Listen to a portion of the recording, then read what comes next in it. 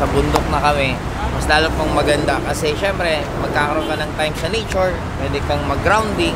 At the same time, I'm sure mas maraming idea kang masasagap at mas maraming mga knowledge kang marirecall ulit. Kaya excited na akong pumunta ng Mount Makulot mag-overnight.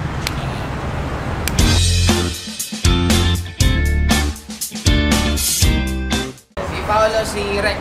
Hey.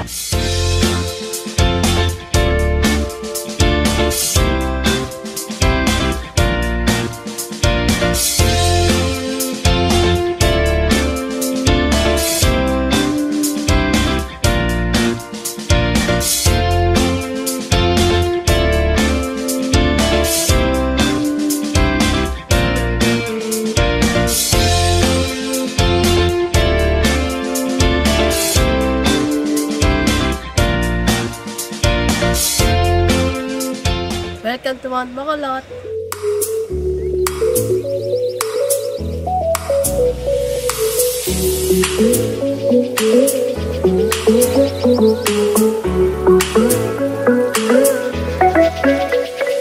Hi guys! Nandito na po kami sa base camp and papunta po kami sa Mount Makulot and nakaka-excite ng sobra kasi this will be my first time na experience na mag-go overnight sa bundok.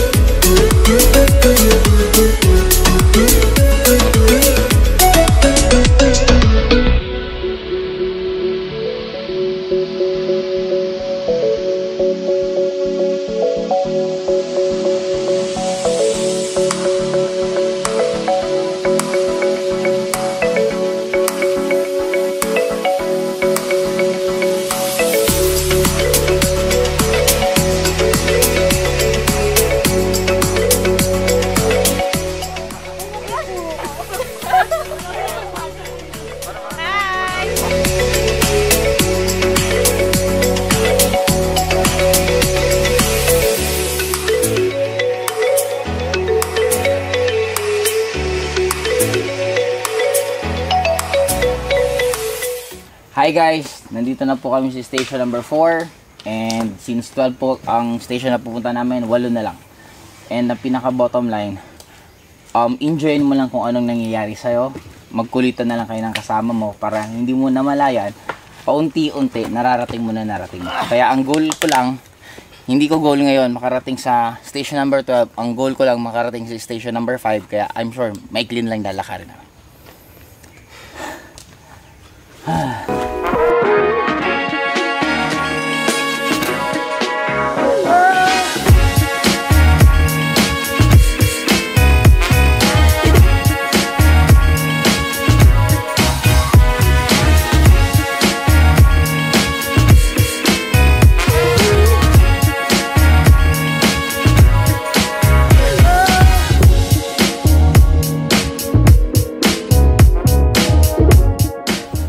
Kapoy gyud.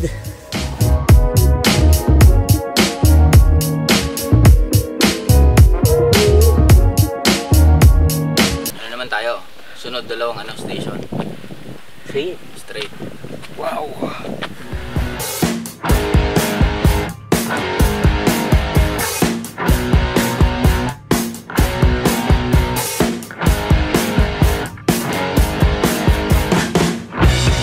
Yeah! Grabe. Konting-konting na lang. Magkukit na kami.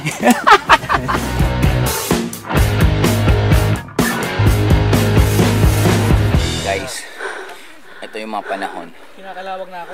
Na maraming taong gusto na mag-quit at tumigil sa kanilang ginagawa. Pero isa lang iniisip ko. Nasimulan na rin. Bimahe na rin ng malayo. Kaya tapusin na lang to para wala kang what if sa kwento sa buhay mo.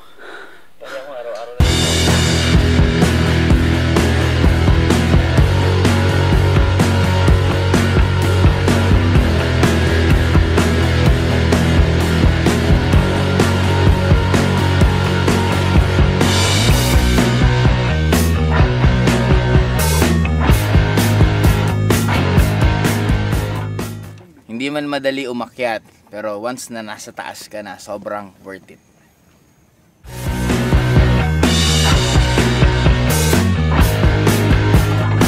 One, two.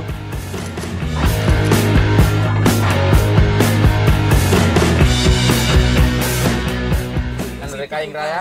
Kaya.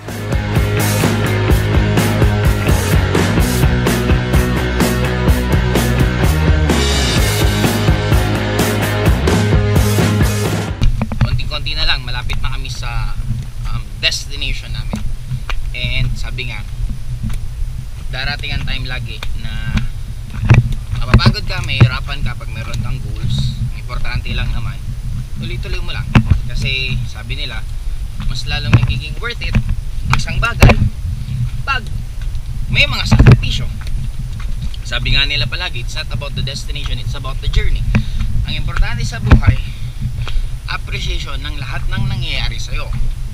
Sabi nga nila, hindi naman pwede lahat masaya, hindi naman pwede lahat masarap. Kailangan mo rin mapagod, kailangan mo rin mahirapan para ma-appreciate mo mga nangyayari.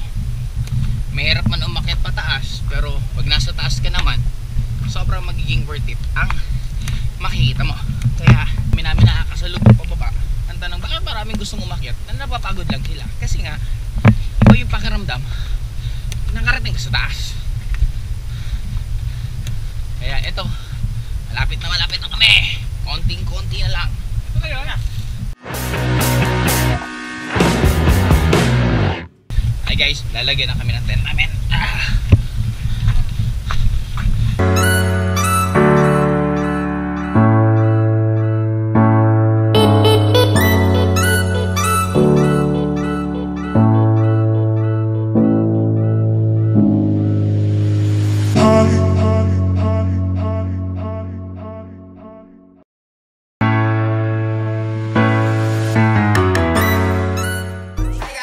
If you like my videos, click subscribe below for more updated content.